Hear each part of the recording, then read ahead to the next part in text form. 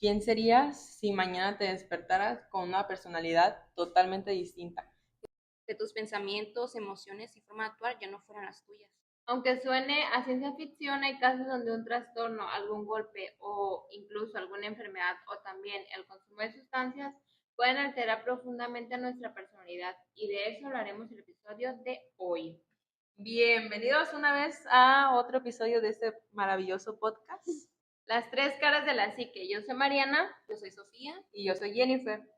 y hoy hablaremos de lo que pasa cuando el cerebro, ese control de mando de tu personalidad, deja de funcionar como siempre.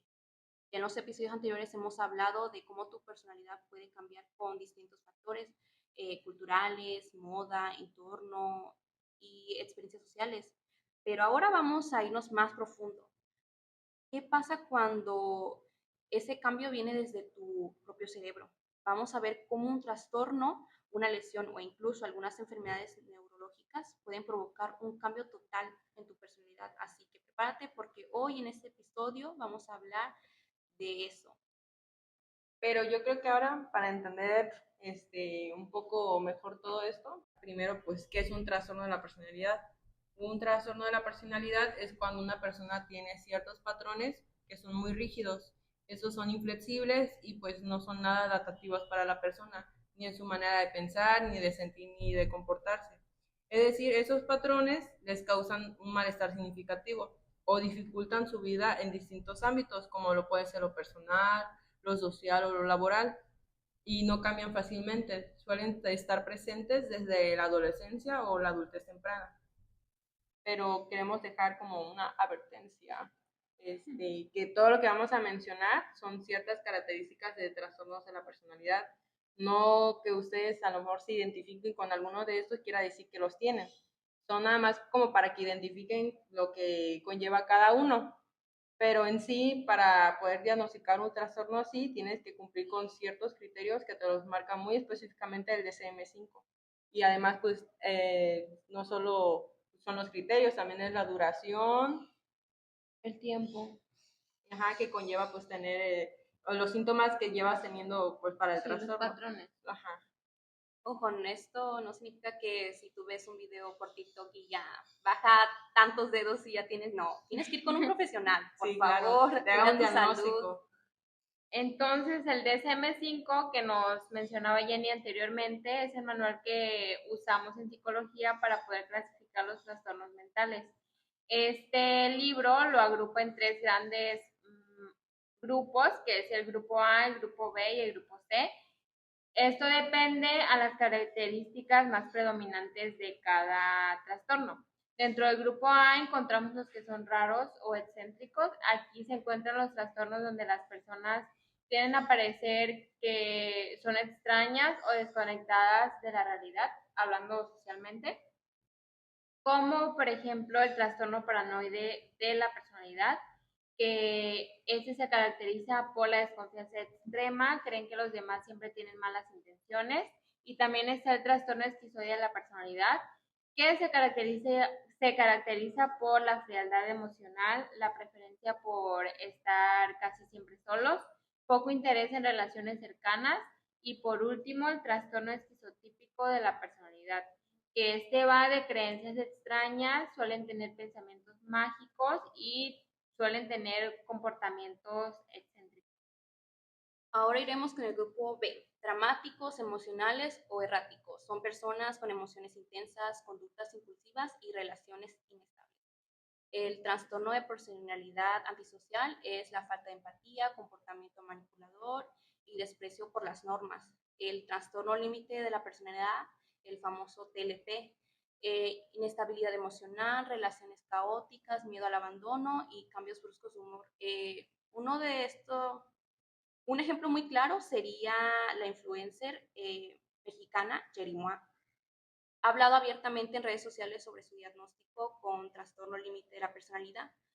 Más allá del estigma que rodea este trastorno, su caso nos permite observar cómo algunas de sus conductas visibles, como son los cambios emocionales intensos, reacciones impulsivas o relaciones inestables, pueden estar relacionados con esta conducta.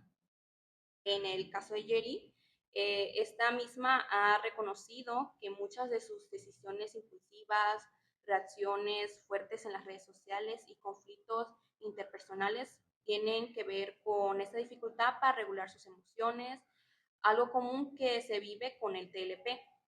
Ojo, con esto que nos acaba de decir Sofi, no queremos señalar ni tampoco queremos exponer a Yerimoa, sino que solamente les queríamos dar un ejemplo muy cotidiano sobre cómo se pueden ver el comportamiento del TLP ya diagnosticado.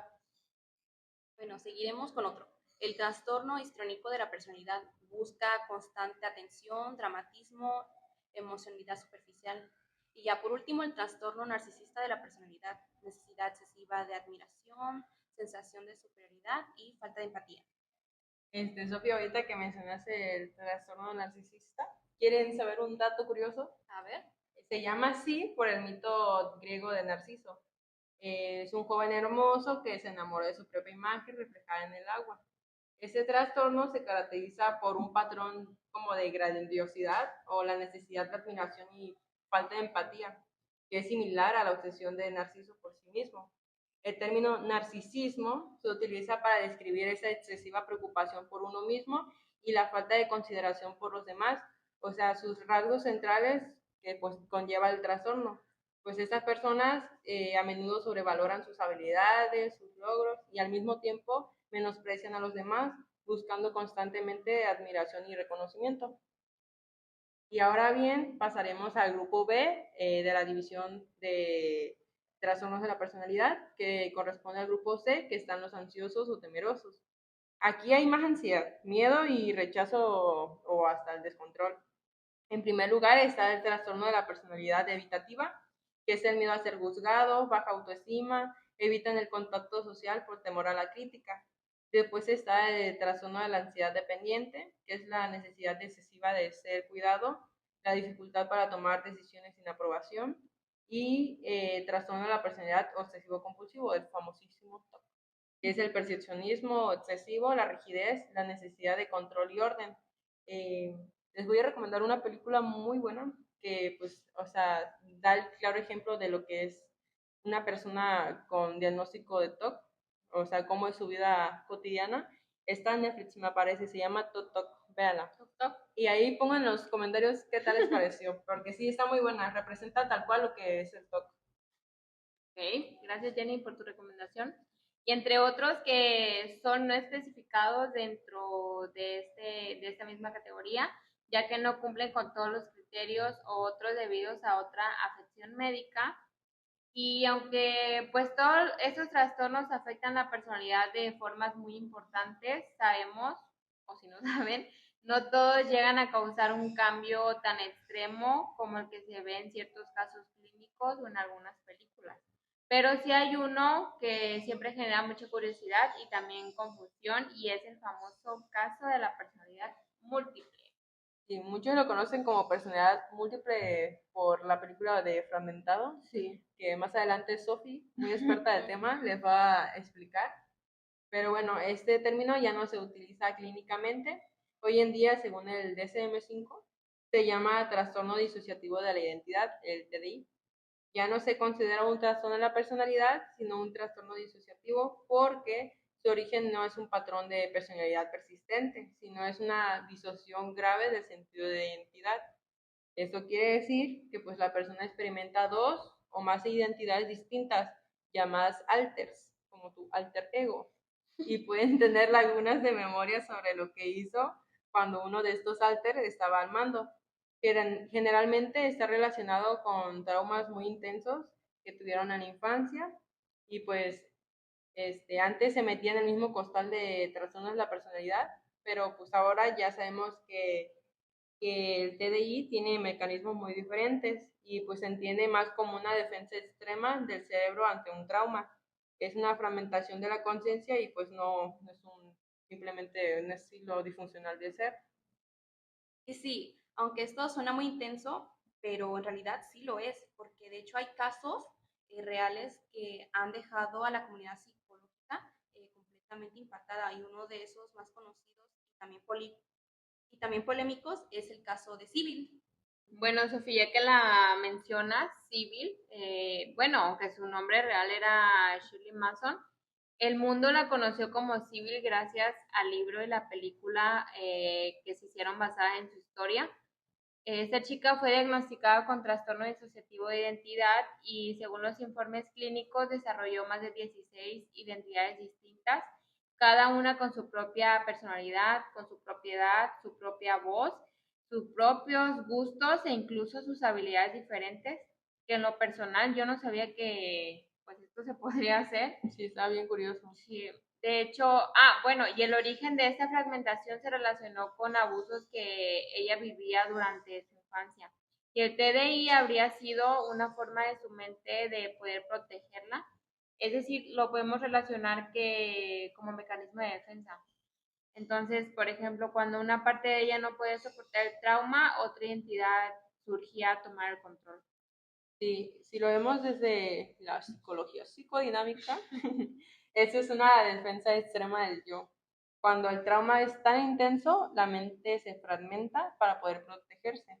Es una forma de guardar como todas esas experiencias dolorosas en compartimientos separados, y pues estas son estrategias inconscientes que utiliza el yo.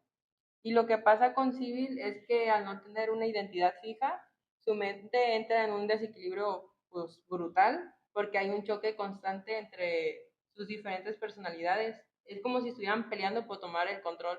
Y aunque lo podemos entender muy bien desde la teoría de Freud, ¿sí te acuerdas que pues, se divide la mente entre partes del ello, el yo y el superyo? Sí, justo en Civil, algunas de sus personalidades representan estas partes. Por ejemplo, hay identidades como Peggy Lou, que actuaba desde el ello, súper impulsiva, sin filtros.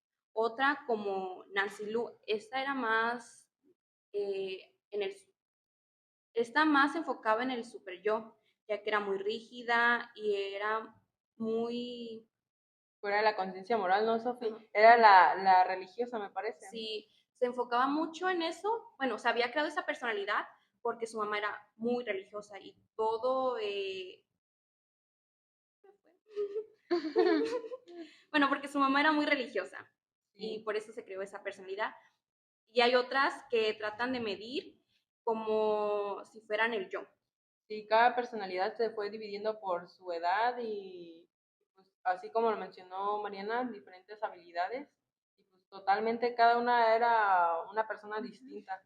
Sí, de hecho, en la película se ve que ella es una artista que pinta y una de sus personalidades pinta con colores y otra pinta con otro. Y hay escenas donde ella puede pintar con las dos manos y está muy padre, está muy interesante. Sí, eso está súper curioso porque sí me acuerdo, creo que la que pintaba como con tonos más oscuros era Vanessa. Uh-huh. Es que cada una tenía un nombre, pero es curioso porque cada personalidad tenía su nombre y sus apellidos, y sus apellidos iban relacionados a apellidos de sus padres, o los combinaba, o sea, totalmente diferentes.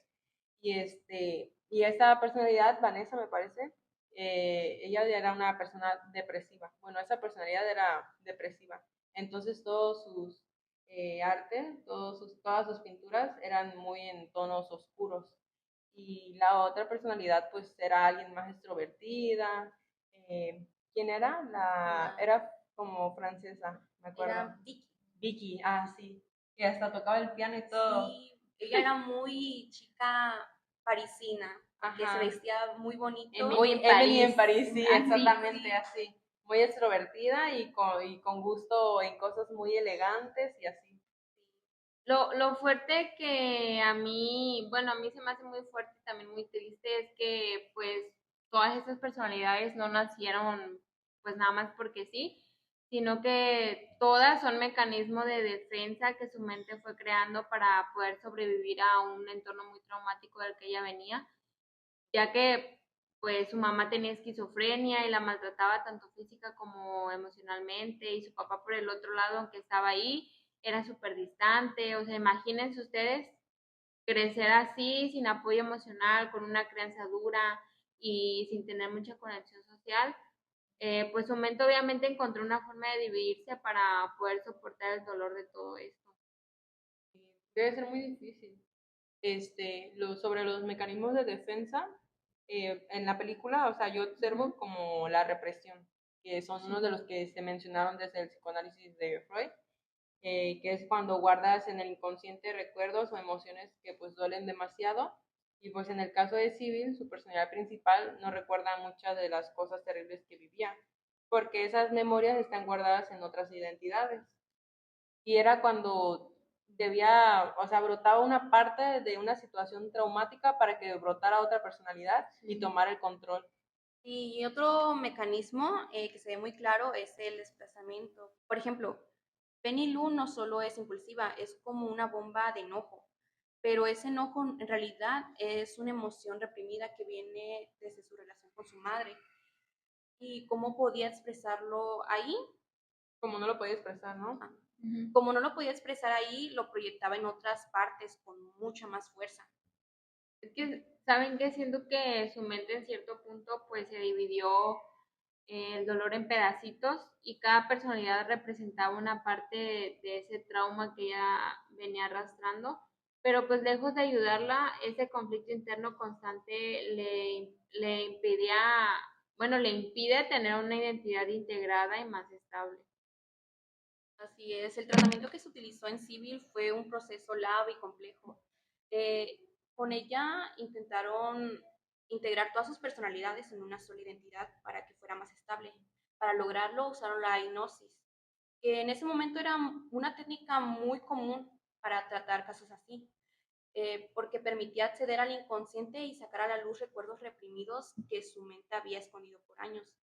Cada personalidad de Sibyl había surgido en un momento distinto de su vida, como una especie de respuesta emocional a lo que, o de herramienta para poder sobrevivir lo que ella estaba viviendo.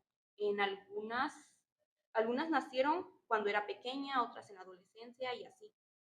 Y cada una tenía un papel específico, protegerla, expresar lo que ella no podía o incluso representar la parte que necesitaba cariño o la que necesitaba expulsar esa rabia reprimida que tuvo durante muchos años por la crianza que tuvo de su madre. Sí, siento que pues cada personalidad se agarraba de una emoción, como una con el enojo, otra con la tristeza, otra con con la felicidad, otra con la extroversión, que ella quería, era su deseo ser una persona extrovertida y triunfar en el arte, pero pues también por como vivió con su madre, nunca la dejó salir así, por la religión también. Y siento que lo complicado del tratamiento que mencionó Sofía anteriormente, que está en la película, es que al ir integrando estas partes, Sibyl empezaba a sentir todo junto. O sea, aparecían emociones muy intensas como enojo, miedo, a veces mucha tristeza, se solía desbordar en muchos casos. Y claro, es que no solamente era recordar, sino que era entender y sentir las cosas que ella había guardado por muchísimos años y que en un cierto punto ella ya no podía seguir ocultando. Pero pues aunque fue doloroso, era en un punto necesario porque solo enfrentando esas partes de ella misma podía poder comenzar a sanar y a integrar esa historia, o más bien su historia. Fue como juntar las piezas de un rompecabezas emocional muy roto, pero poco a poco fue encontrando sentido. ¿Ustedes qué piensan del tratamiento que recibió Civil? Ay, De la hipnosis y la integración de todas sus partes de la personalidad. yo siento, bueno, para empezar, creo que la hipnosis en ese momento era algo muy famoso y pues que creo que no había como que otro método además. Nada, Sofía, por decir que la hipnosis es un método. Ahorita, ojo, en la actualidad, no. No. Si van con un psicólogo y le dicen, les daré hipnosis, salgan de ahí, ¿eh? ¿Qué amiga? Yo sí voy a practicar. Sí, y de una vez el tarot, ¿no? El tarot ahí, claro. con los arquetipos de Jung. Pero bueno. Ajá. No, pero es que en ese momento, pues, uno, en el caso de Civil, era completamente algo que no se veía. De hecho, a la doctora no la habían, la tomaban como alguien que, como loca, pues, Ajá, sí, no como loca, le decían histérica. Sí, porque el psicólogo que la iba a tratar primero la mandó con ella porque era mujer y pues le dijo, va a ser sencillo, es una histeria nada más. Pero pues fue algo mucho Es más. raro. Hombres. Sí, pero siento que de alguna forma le hubiera servido porque ella es que no estaba consciente, necesitaba poder llegar a este punto de afrontarlo, poder sobrevivir a esto y no sé, Es que, está muy... o sea, desde mi punto de vista, yo siento que, o sea, sí, la integración de cada parte de su personalidad está bien. Desde la hipnosis, no. Pero sí, ahorita, por ejemplo, desde una terapia psicológica, como ir poco a poco sanando desde la raíz, como también ahí metiendo terapia ocupacional y cosas así, trabajando con cosas en las que puede integrar cada parte desde sus distintas personalidades en una sola, me parece muy bien. Y a lo que yo investigué también se medica, porque sí es muy difícil. Pues supongo que en un cierto punto, si no ella se enfrentaba, iba a dejar de ser funcional. Sí. Y creo que también eso, o sea, es peligroso para su bienestar, o que ella a lo mejor no esté consciente. Sí. Pero, o sea, era a lo mejor sí una buena estrategia de que ella lo pudiera enfrentar. De hecho, yo había leído o visto, no me acuerdo dónde, de que cómo es tan poderoso tu mente, cuando algo no puedes sobrellevarlo, fragmentarte y esconderte, y tratar de encontrar una personalidad que lo pueda sobrellevar. Es padre, pero al mismo tiempo es triste porque qué tan mal estamos que tu mente tenga que llegar a ese punto. Sí, que la sociedad esté, bueno, que te lleve a esas condiciones de dañarte para que tú tengas que romperte mentalmente y formar una nueva tú. Y eso está muy, muy triste. Sí, triste, curioso, interesante. Curioso, sí. Pero bueno, ya que. Ya que. Me lo voy hablando ahora de un caso similar. De fragmentación. Sí. Ya. Ajá, tocando lo de fragmentación. Que Sofi es muy buena en eso, ¿eh? Sí. Le gusta mucho hablar de esa película. Porque está fragmentada. Ay, no. Me gusta la trama. No, pero ya, bueno. Hablando de fragmentación, hay que hablar de un caso muy similar, pues, que es la película de Fragmentado, una película que fue muy conocida y también muy exagerada, para ser sincera. Mucha fantasía. Trepando las paredes. Claro. ¿Quién era? La bestia. La bestia. Porque el que era en sí era Kevin, ¿no? Sí, Kevin. Okay. La historia se inspira en la idea de que una persona se desarrolla y se fragmenta en 23 personalidades distintas, algunas con habilidades físicas o condiciones médicas, que disclaimer poquito, pero a mí eso fue algo que a mí me gustó mucho, saber y conocer de que en la película había una personalidad que tenía diabetes, sí, y se inyectaba insulina. Y yo me preguntaba, ¿cómo teniendo el mismo cuerpo, el mismo cuerpo, una de sus personalidades podía tener diabetes y la otra no? Y se inyectaba, y yo decía, ahora. Como o sea, no le haría mal, pero no, resulta que no, que si cambia tu personalidad puede cambiar hasta tu biología del cuerpo. Y yo había investigado de una mujer, no me acuerdo dónde, creo que era en Europa, que la mujer tenía esta condición. Ceguera, ¿no?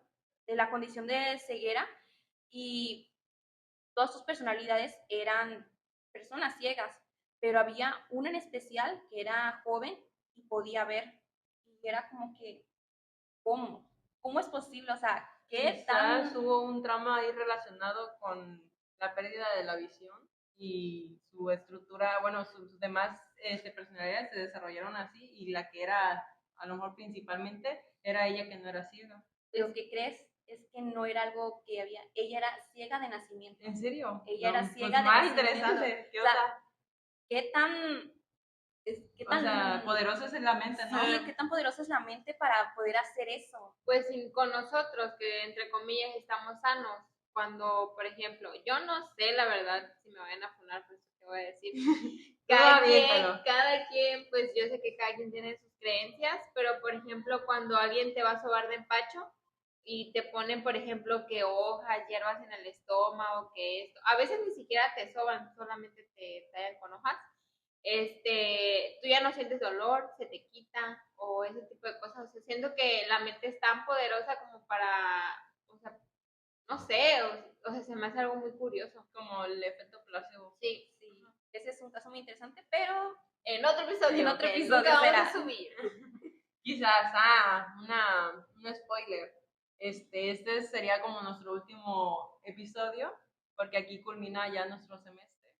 Quizás podríamos retomarlo después como herramienta de estudio, ya que nos ayudó mucho a estudiar para estas evaluaciones y nos gustó. Pero está en un veremos, porque pues todo depende de nuestra carga académica, ¿no? Sí. Pero bueno, continuemos. Sí. Si lo vemos ahora, pues todo esto que hablamos sobre desde la teoría de George Kelly, pues cada personalidad está alterna y tiene su propio sistema de interpretación del mundo. ¿Y qué quiere decir? Pues que cada una crea su propia realidad, dependiendo de las experiencias que fue obteniendo desde su entorno. Y otra película que también toca ese tema, aunque con otro enfoque, es Vida de Papel. Es una historia menos conocida, pero poderosísima. Sí, esa está en Netflix, ¿eh? Se la recomiendo 10 de 10. Yo la vi por una recomendación de una maestra, nuestra maestra de esta materia, y está increíble, la verdad. Se los recomiendo mucho. Sí. Saludos a la maestra Tania. Bueno, trata de Mehmet, es el protagonista. Es un hombre enfermo que recoge basura y se encuentra a un niño, Ali, que aparentemente ha sido abandonado por su madre. Él lo cuida, lo protege, pero al final resulta que ese niño no existe. Fue una creación de su mente, un reflejo de su propio niño interior herido. Desde la psicología, lo que vemos ahí es una mezcla de proyección, disociación y reelaboración del trauma. Mehmet no podía sanar su infancia, así que su mente crea una narrativa donde él puede salvar a Ali, como si al hacerlo pudiera también salvarse a sí mismo. Y siento que es muy fuerte porque no siempre una mente fragmentada se ve como en civil o fragmentado que pues eran miles de personalidades, sino que a veces se suele expresar como una historia emocional, una fantasía protectora que permite sostenerse en medio del dolor, ya que pues siento que es otro tipo de defensa, pero pues también al final de cuentas es disociación. Sí, porque no está como persistente en la Sí. personalidad. Y pues también, o sea, mi opinión, lo más impactante es que pues todo esto sucede sin que la persona esté plenamente consciente, porque pues la mente hace porque la mente hace lo que puede con lo que tiene para sobrevivir. Sí, amiga. Y ahora no solamente los trastornos generan cambios en la personalidad, sino que también, o sea, entran en lo físico. Pues esto puede ser cuando el cerebro se daña por algún accidente o también puede esto cambiar la personalidad.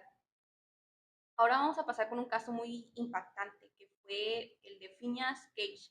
Fue un trabajador ferroviario al que una barra de hierro le atravesó el cráneo, dañando su lóbulo prefrontal.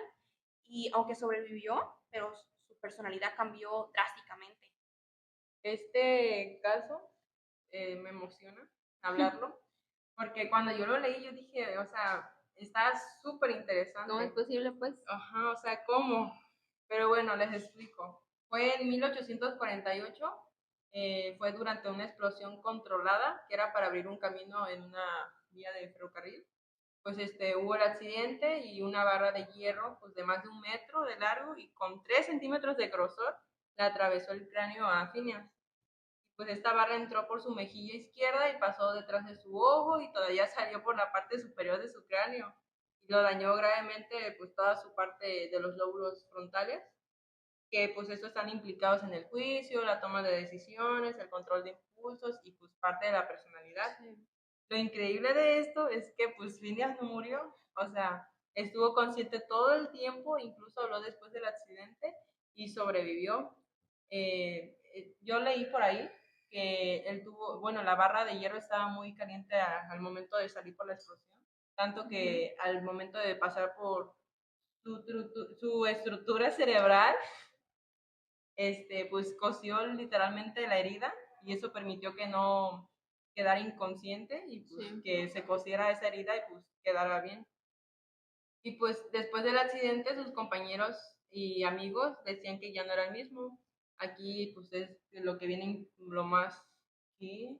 Es lo que viene. Aquí es donde viene lo más impactante, que nos va a decir Mariana.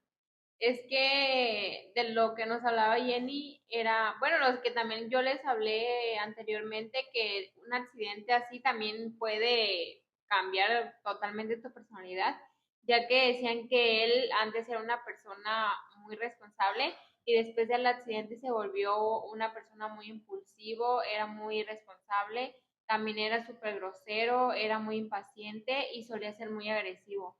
Y aparte que se notaba mucho porque él ya no respetaba ninguna norma social. Entonces, tenía cambios de humor muy extremos y no podía sostener un trabajo estable, algo raro de él, pues porque obviamente nosotros pues convivimos con las personas la mayoría del tiempo y sabemos cómo se puede actuar una personalidad que está entre comillas sana. De hecho, su médico dijo Gage, ya no es Gage, porque aunque su cuerpo estaba bien, su personalidad había cambiado completamente. Y gracias a esto, o sea, pues no estuvo padre lo de Phineas, pero pues este caso fue muy significativo porque fue la primera vez que se pudo demostrar científicamente que el cerebro y la personalidad están profundamente conectados y que una lesión física puede alterar lo que somos como personas.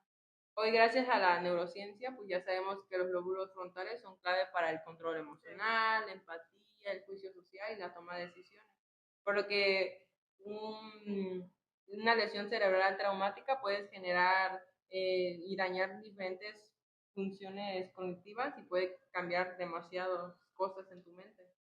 Además, Jenny, siento que también aquí entra la amígdala, gestiona nuestras emociones más intensas como el miedo o la ira y los daños en ella pueden volvernos más fríos o extremadamente agresivos.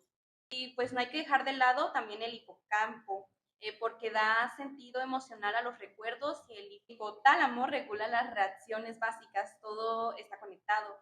Y los neurotransmisores como la serotonina, dopamina y noradrenalina influye también, si se desequilibran podemos volvernos ansiosos, apáticos o incluso impulsivos. Y ahora también no solo sabemos que si sufrimos una lesión, pues puede haber este cambio en la personalidad.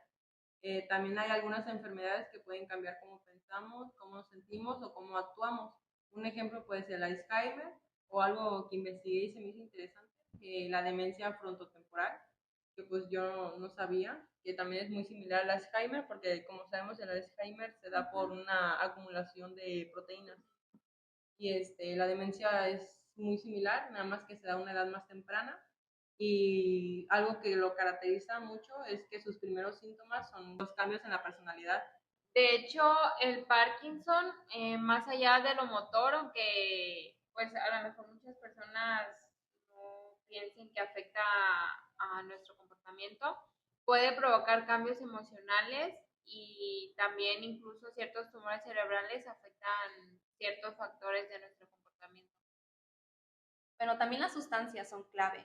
Drogas como el LSD, la ketamina o incluso el abuso de alcohol puede generar daños que alteran permanentemente la personalidad y más si dentro de nuestra genética somos propensos a desarrollar una enfermedad mental como la esquizofrenia, que a veces pasa con una sola patadita para desequilibrar toda nuestra química cerebral y desencadenar una tormenta.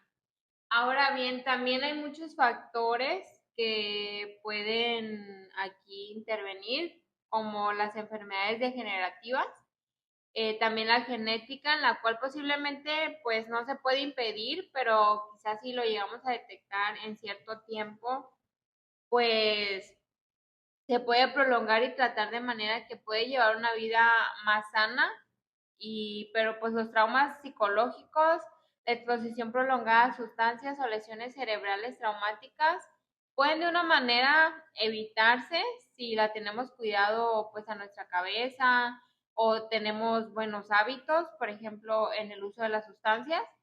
Y pues también cuidarnos de actividades que nos expongan a riesgo o cuidar de nuestra salud mental. Pero pues esto ya depende de cada uno de nosotros y eso nos puede ayudar a que tengamos una vida más equilibrada. Sí, aunque pues todo, como tú dices, Mariana, no se puede prevenir, sí podemos reducir como ciertos riesgos, por ejemplo, en la parte de sufrir una lesión cerebral traumática, aunque posiblemente en un accidente automovilístico no lo podemos impedir, pero a lo mejor sí en, por ejemplo, un accidente de moto o en bicicleta, el uso de casco o protectores pueden ayudarnos a no golpearnos tan fuerte la cabeza, también no automedicarse, tener buenos hábitos de sueño y pues como tú dijiste, la salud mental y acudir a terapia pues después de eventos traumáticos para todo eso de los trastornos. De hecho, ¿sabían que el juego mecánico de los carritos chocones no es bueno? Aunque no lo dicen, porque al momento del impacto, tu cabeza puede... Es el único que me subo para evitar riesgos. Mira. No, amiga, uy. No, pero también es como ¿cómo se llama este síndrome del bebé sacudido? Sí. Donde muchos padres tienen la costumbre de agarrar a sus bebés, de lanzarlos hacia arriba o moverlos, porque pues es una forma como de mostrarles cariño, pero lo que no saben es que, pues, imagínate el cerebro de un bebé tan blandito, pues sí genera muchos daños. Y pues exacto, pues el autocuidado pues influye mucho en cómo debemos cuidar nuestro cerebro. Muchas veces ignoramos también señales que podrían indicar que algo de nuestra forma de ser está cambiando, no por elección, sino porque también hay una alteración interna y pues debemos prestar atención a estas señales, ¿no? Ahora sí, para finalizar, hoy vimos que la personalidad no es solo una roca, es más como arcilla. Se moldea, se deforma y a veces se quiebra, pero también se puede reconstruir en algunos casos. Ahora bien, podemos cambiar por muchas razones. Algunas las elegimos, otras no. Algunas vienen desde dentro del cerebro, desde lo más profundo del yo. Gracias por escucharnos, cuídense mucho, cuiden su mente y también no se olviden de cuidar su cerebro. ¡Hasta pronto! ¡Hasta pronto! O nunca. Desde el cerebro. Amiga. El cerebro, primo. Y ahora sí, para finalizar, hoy vimos que la personalidad no es solo una roca. Y fue el colchón. Échate un Fue el poco. colchón, fue el colchón. Ay, Te lo niña juro, fue el manchada. colchón. Es más como la arcilla. Señor, ¿se puede ir a hablar más allá, por favor? Teniendo su casa enfrente, se vino a parar enfrente de donde estás grabando el podcast. Bye, bye. Con su camisa posuda. ¿Se escucha? Ya ve, profa Tania, mi imprudencia siempre destacando. Profa, ignore los chistes malos de Jennifer y Sofía. Vamos. La personalidad es como arcilla, Sofi. Sí, pero a veces el horno de la vida es wow. ¡Cuauhtémoc Blanco! La personalidad es como arcilla, Sofi. Pero a veces el horno de la vida es cause de más. La personalidad como arcilla, Sofi. Ay, es que La personalidad como arcilla, Sofi. sí, pero a veces el horno de la vida lo cause de más y termina. Oye, estoy confundido. ¿Es un final triste o un final feliz? Es un final y basta.